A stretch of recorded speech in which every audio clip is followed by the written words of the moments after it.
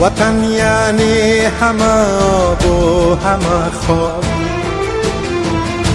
وطن یعنی همه شور و همه پا،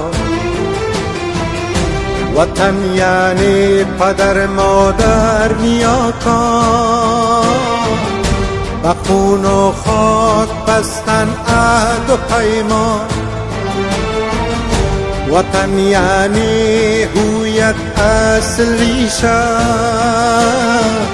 سرآغاز و سرانجام همیشه. وطن یعنی محبت مهربانی، مثال هر که دانی و ندانی. وطن یعنی محبت مهربانی، مثال هر که دانی و ندانی.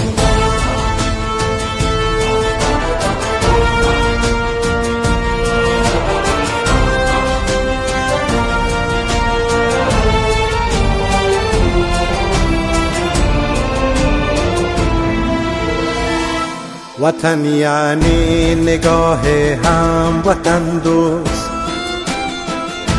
هر آن جایی که دانی هم وطن دوست. وطن یعنی قرار بی قراری، پرستاری کمک بیمار داری. وطن یعنی غم همسایه بردن، وطن یعنی دل همسایه بردن.